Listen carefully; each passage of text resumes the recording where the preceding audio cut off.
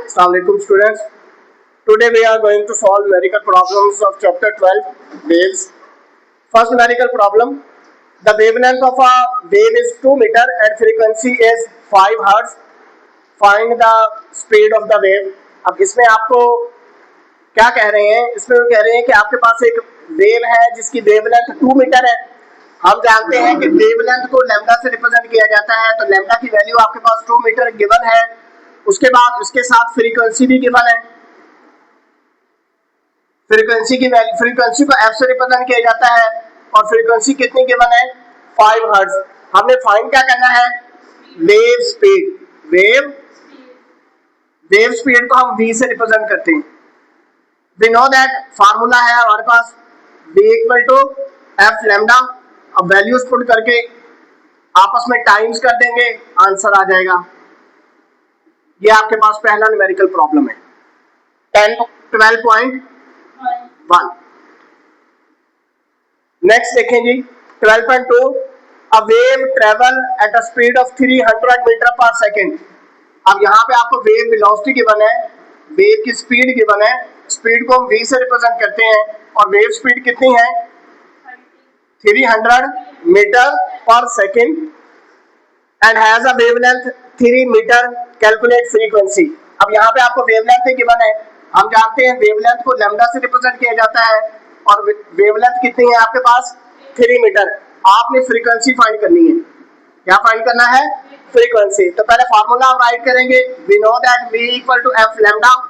यहाँ से f के लिए रिलेशन फाइंड करेंगे, वो बन जाएगा v ओवर लैम्डा. अब वैल्यूज पुट कर देंगे, उसको सॉल्व करेंगे, आपके पास आंसर आ जाएगा. तो आंसर कितना आ जाएगा? 100 हर्ट्ज. 12.2. 12.3 देखें जी. A sound wave have a frequency 250 hertz. Frequency को हम f से रिप्रेजेंट करते हैं. फ्रीक्वेंसी कितनी है आपके पास? 250 हर्ट्ज. फ्रीक्वेंसी कितनी है? 250 हर्ट्ज. और स्पीड भी आपको गिवन है. स्पीड कितनी गिवन है? 350 मीटर 340 मीटर पर सेकेंड. क्या कैलकुलेट करना है आप लोगों ने? वेवलेंथ. वेवलेंथ को लैम्डा से रिप्रेजेंट किया जाता है. अगेन हम फार्मूला राइट करेंगे. We know that v equal to F lambda. यहाँ से लैम्डा आ जाएगा v over f. Values put कर देंगे. v हमारे पास है 340 डिवाइडेड बाय 0 से कैंसल. 34 को 25 पर डिवाइड करेंगे तो हमारे पास आंसर कितना आ जाएगा? 1.36.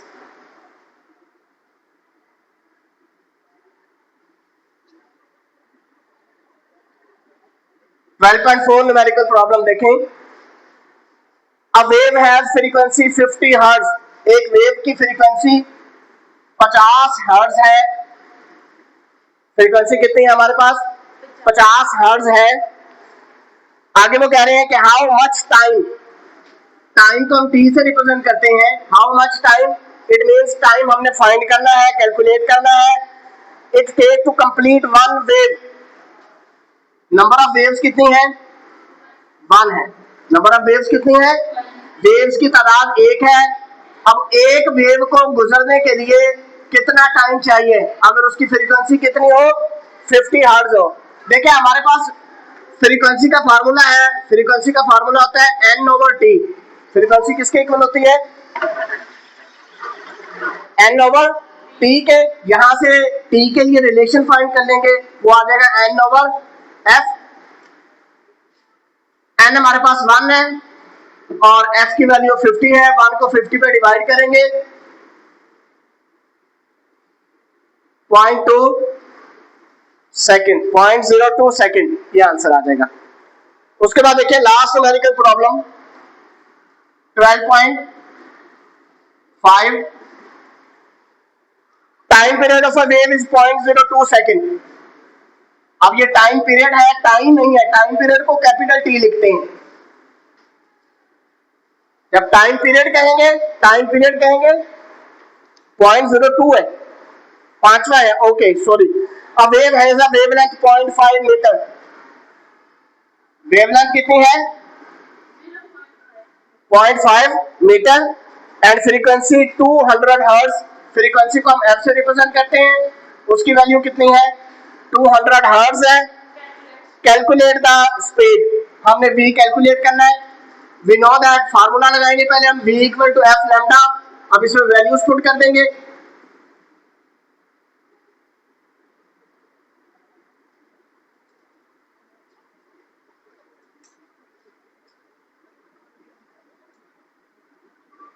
तो ये आपके पास आंसर आ जाएगा। आंसर कितना है 100 मीटर पर सेकेंड। इसी तरह लास्ट न्यूमेरिकल प्रॉब्लम देखें। टाइम पीरियड आपको गिवन है, टाइम पीरियड को कैपिटल टी लिखते हैं 0.02 second. Calculate the frequency of the wave. अब यहाँ पे जस्ट आपको टाइम पीरियड गिवन है और आपने फ्रीक्वेंसी को कैलकुलेट करना है। आपके पास फ्रीक्वेंसी का और टाइम पीरियड का रिलेशन होता है f equal to 1/t, f equal to 1/t, तो 1/0.0250 आ जाएगा बस।